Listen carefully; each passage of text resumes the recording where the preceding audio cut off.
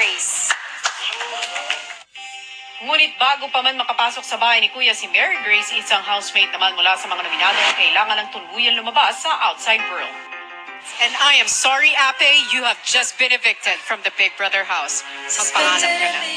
Sa paglabas ni Ape, paano kaya ito makakaapekto sa samahan ng housemates at lalo na sa kanyang Kuya Mark?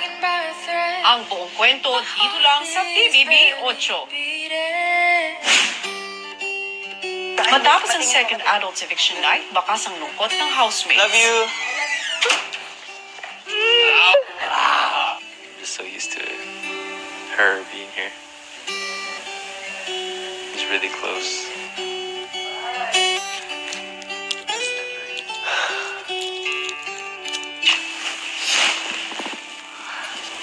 I'm glad you're still here. Nagsisimula pa lang kami maging close. Thankful naman po ako, naniniwala po sa akin yung mga nagboto po sa akin na taong bayan po, Kuya. Pero at the same time, sad po kasi deserving din naman po si Ape po. And knowing na ako po yung isa sa nag-nominate po sa kanya, Kuya, mabigat po sa puso, Kuya. Samantala, nilapitan naman ni Tori ang naligtas na si Joaquin. Hello. Do you want me to leave you alone? I'm good. I'm good. You? Kinakonsider ko din po baka people really saw what I'm capable of. Lalong lumakas yung loob ko po. Parang the strategy, Joaquin is back, but the Joaquin with the heart is also here. It's an amazing feeling na both of them can coexist po. Fireworks po yung pina-expect ko sa last week. This week po, expect a nuclear bomb po. Atomic fission po. I feel powerful and I'm ready to fight the good fight. Samantala, ang kapatid ni Ape na si Mark pinili munang mapag-isa.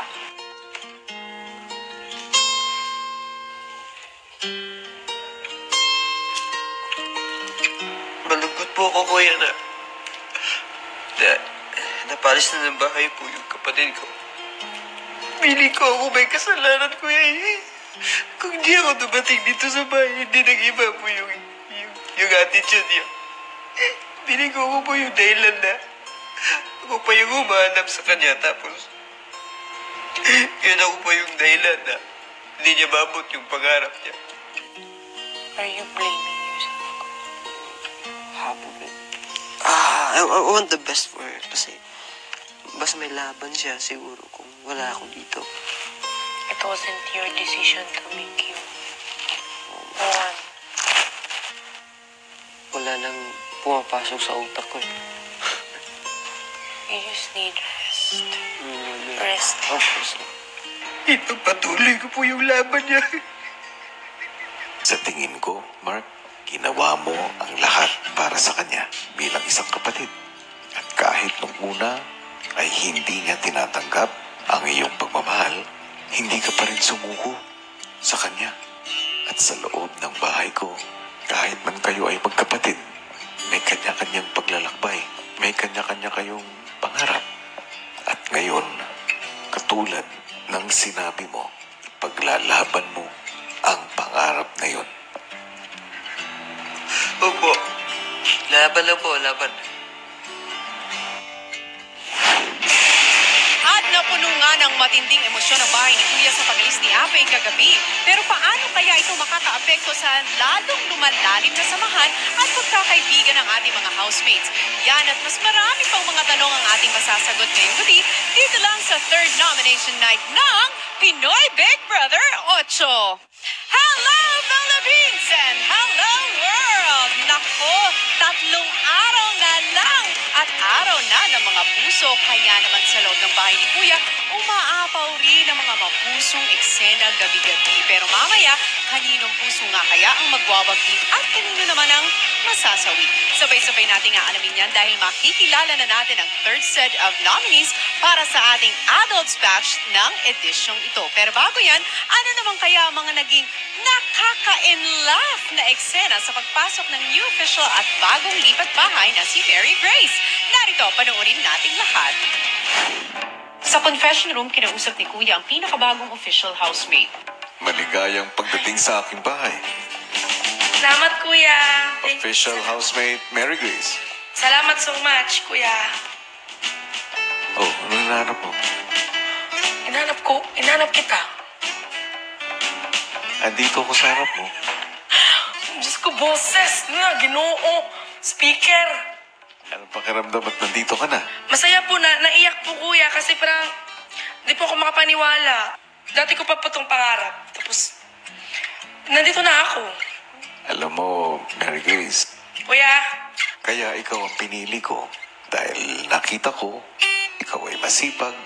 tagalinis? Hindi lang yun. Kita ko namang masipag ka. Porsigido ka. Nakita ko naging ate ka. At hindi ka natakot na sabihin kung ano man ang nararamdaman mo.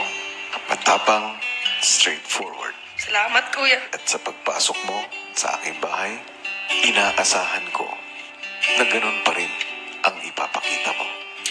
Apo, kuya. Sigurado. Na, umanda si Pumiya sa akin.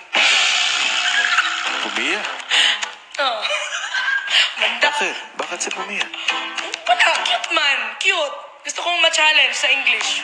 In English, be careful what you wish for, Mary Grace. No, oh my God. Ilang sandali pa. May tanong ako sa iyo, Mary Grace. Opo, kuya. Parang naging ate ka dun sa camp, di ba? Opo, kuya. Sa tingin mo, dito sa bahay ko, kaya mo rin maging ate? Kaya ko pong maging ate, kuya. Kaya mo kaya maging big sister?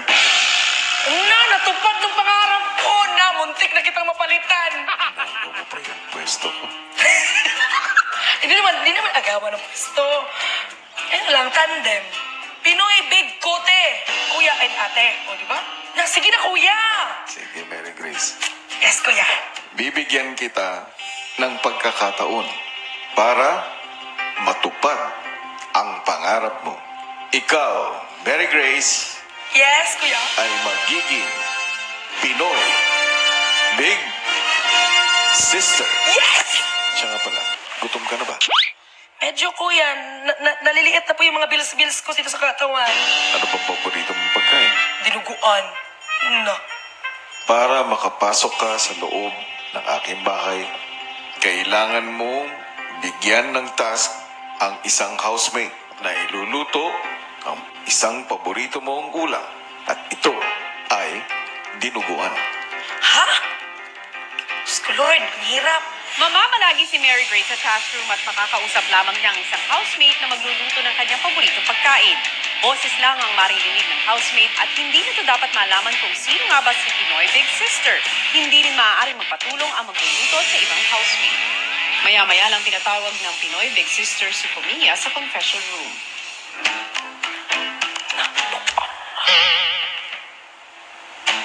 Hello, Pumiya. Hello, How are you? I'm good. Are you single? Po, Never mind. Ako pala si Big Sister. Pinoy Big Sister. a Pinoy big sister. Pero dapat hindi malaman ng mga housemates na nanggagaling sa akin ang utos. What? Dapat ikaw lang at ako ang nakakaalam. Ako and Pinoy big sister only. Yes, tama yun, Pumiya. Okay. Gusto ko magluto ka. Marunong ka magluto ng dinuguan? Hindi. Dapat marunong ka kasi tuturuan kita.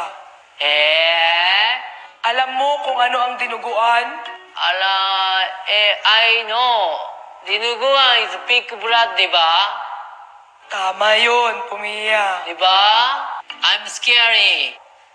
You cook there. Dinuguan. Ngayon? Yes, ngayon. Wow. Punta ka sa kitchen at tingnan ang mga kasangkapan ng dinuguan, the ingredients. What is other? Meat. Is it pork? Yep. Walang pork blood. Pork blood, no pork. Yes, Pumiya. Kumusta? Oil is okay. Ginger is okay. Onion is okay. Garlic is okay. And salt, pepper is okay. And then sukat is okay. And pork is okay. All-purpose season and all-purpose blood is wala. All-purpose blood? May all-purpose blood ba? Not all-purpose. Normal blood. Fumiya, Opo. yung dugo ay nasa storage room. Kunin mo yon at dalhin doon sa kitchen. Okay. Okay. Diyos ko, Lord. Sa storage room, kinuha ni Fumiya ang main ingredient para sa dinuguan.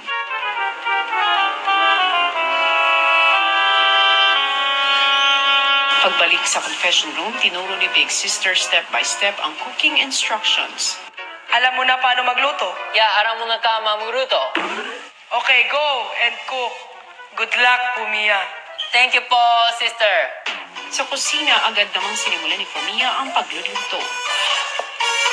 I've never seen the pig blood, real pig blood. So, I'm so scared because it's real blood. The blood is like a human blood. The cut and then blood, diba?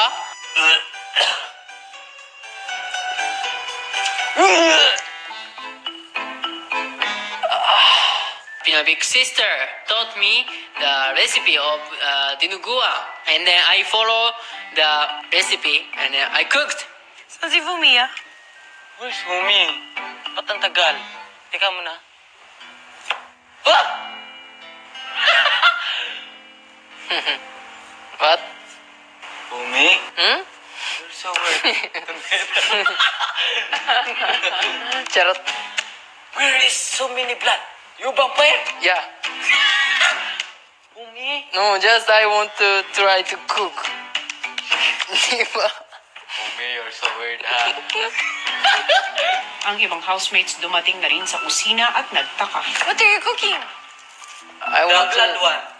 You know how to make tinuguan? Yeah. Ano yan, dugo? Huh? Yeah, pork blood. Yeah. Siya nga. Parang dinuguan siguro. Tinuguan yan? Yeah, just I want to try to cook. Yeah. So, Sige, Fumiya, magpaliwanag ka. You don't even like blood. You know how to cook? syempre. Kasi ako ay Pinoy. Wow! Sa gitna ng pagluluto, Ah! Ah!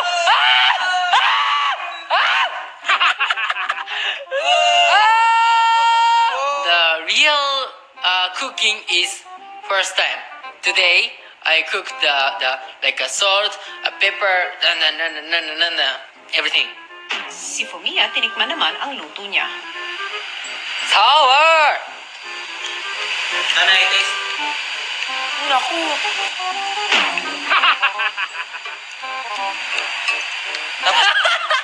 Why like that? Ba't ganun? Water. Diba? Water maybe. Naku, Fumiya, paano kaya yan? Papasabayan kay Big Sister. I think you add salt, no? So difficult.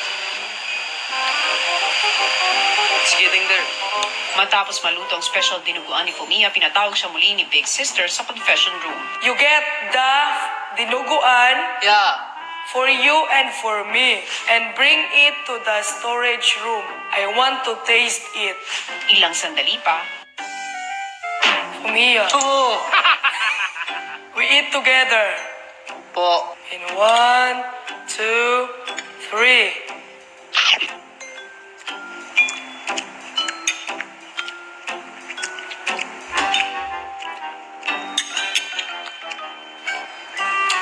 Delicious, but a little bit sour. Diba? Yes, but it's okay. The taste is okay. Thank you. sa task room, nakatanggap naman ng mensahe si Mary Grace mula kay Kuya. Hey! Hi! I'm Mary Grace. Mary Grace. Yes. How are you? Ako po si Fumiya. Yes. Delicious? It's okay po. It's okay? Okay, we go together? Ah. Why are you staring at me? But, takot ka? Ano ka? Takot ka? Takot ka? You know takot? I don't know. Afraid? Ano? No. Pagpasok ni na Mary Grace at Fumia sa loob ng bahay,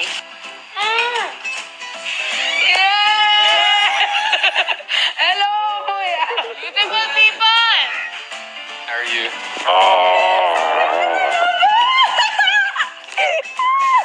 Sobrang happy po na finally magsasama na po kami sa isang bubong. Ay, ang sarap na this is it. Tapos nakita ko na sila, especially for Kuya Mark and Tori nga po. Hindi naman po ako mahirap pakisamahan. Sana din po, sila po, ganun din po sa akin. Yeah! Pero ting asluma! Very sound! This is my favorite order, this one.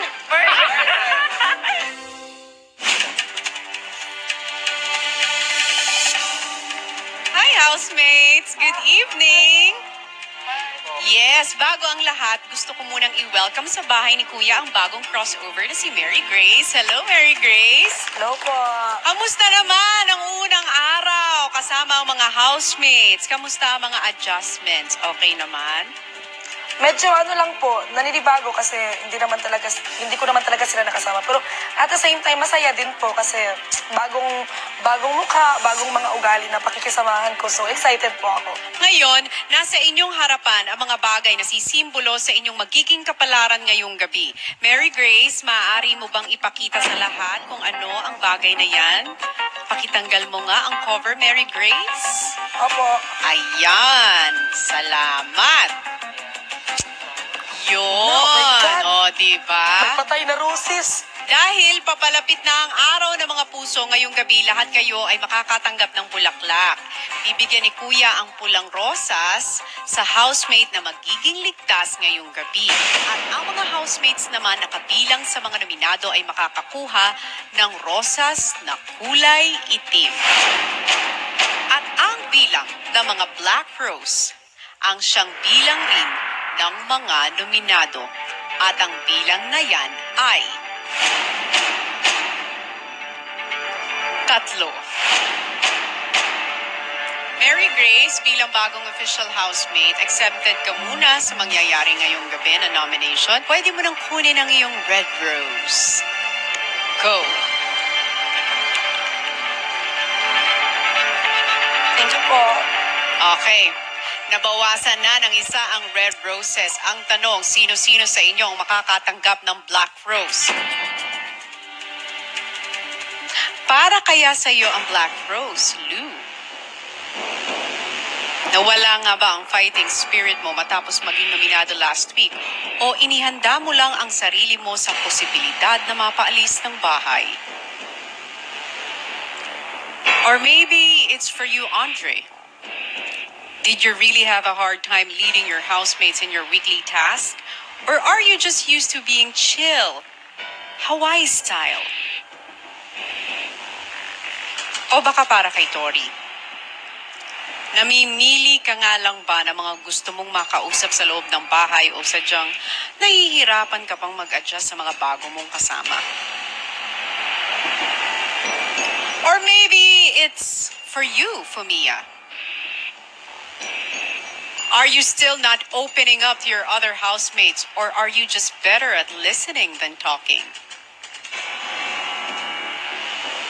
Pwede din namang si Joaquim. Masyado ka nga bang nagiging pasaway sa mga rules sa loob ng bahay at insensitive sa feelings ng iyong mga kasamahan? O sadyang ganyan mo lang ipakita ang iyong pagiging komportable sa iba? Sa inyong 5, ang bilang ng mga makakatanggap ng Black Rose ay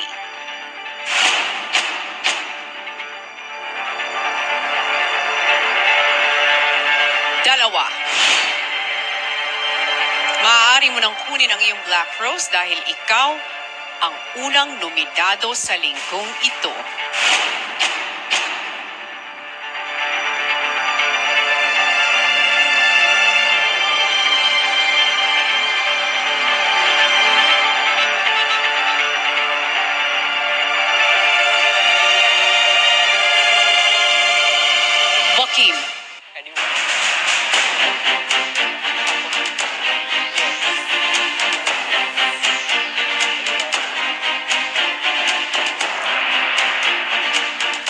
will continue. Lou, Andre, Tori, and Fumia. 3 of you will get red roses and 1 of you will get another black rose. I'm sorry, but you are nominated this week.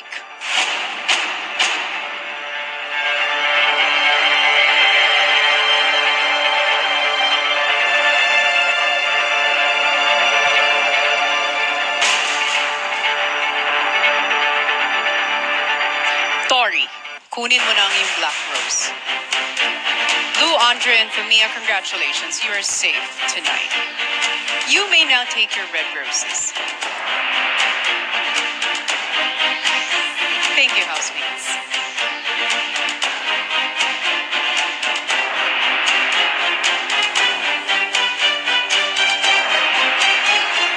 Isang black rose na lang ang natitira, which means isa sa inyo, Mitch, Yam Yam at Mark, ang kukumpleto sa listahan ng mga nominado ngayong linggo. Ito kaya ay para kay Mitch. Baka naman masyado mo nang namimiss ang dalawa mong kaibigang napaalis na ng bahay, kaya hindi ka na raw nakikihalubilo sa iba. O baka naman kailangan mo lang ng oras para mas mapalapit sa iba sa kanila. O baka naman para kay Yam Yam. Tinamad ka nga ba sa inyong trash and show task? O sadyang naging masyado lang challenging ang task na ito para sa iyo? Baka naman si Mark. Masyado ka nga bang agresibo sa iyong mga opinyon at hindi ka marunong makinig sa iba? O baka naman gusto mo lang talagang palaging maayos at planado ang lahat ng mga bagay? Isa sa inyong tatlo ang makakakuha ng huling black rose ngayong gabi. Maaari mo na itong kunin dahil ikaw ang kukumpleto sa listahan ng mga nominado sa linggong ito.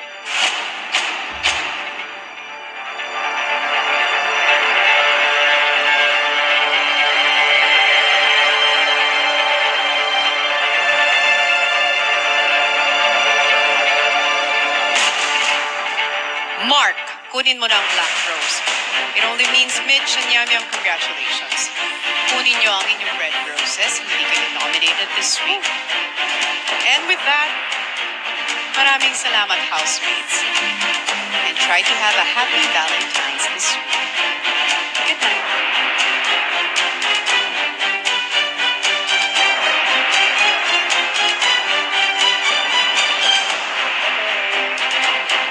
Ano nga kaya ang kwento sa likod ng nangyaring botohan? Narito, panoorin natin lahat. 2 points po si Joaquim po, kuya. Palagi na lang nire-remind namin yung mga mali niyang ginagawa po, kuya. 1 puntos po si Tori po, kuya. May bumato ng ideya ng ibang housemates. Parang nadismaya po siya, kuya. 2 points si Joaquim. Demanding po siya sa request niya. Nung nagtatahi po ako, 1 point si Kuya Mark po. Nung ensayo po ng fashion show, hindi na po siya nakikinig. 2 points po para kay Joaquim, kuya. Until now po, may mga ginagawa pa rin po siyang bawal. 1 point po para kay Tori po.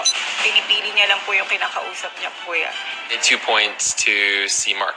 When it comes to teamwork, sometimes he doesn't work together with the other housemates. 1 point to C. Mitch po. During tasks, it's hard sometimes for her to communicate with other housemates, me, Fumia. 2 points si Joaquim. Nakakagawa po siya ng mga bagay na hindi po agreed ng buong grupo po ng mga housemates. 1 point si Tori po. Minsan po may mga salita po siya na hindi ko po nagugustuhan po. 2 points si Lou. Ever since po pumasok yung pamilya niya, sinasabi niya na palagi niya namimiss ganon. Pagka-time na po na makasama niya na yung pamilya niya. 1 point si Ate Mitch. Hindi na siya naghahalubilo sa ibang boys po. 2 points, Joaquim. Sometimes his question is a little bit weird for me. I don't want to answer the question, but he's asking. 1 point to Mark. When I talk to someone, he interrupts the conversation. 2 points si Joaquim dahil po makasarili siya sa Trashon Show.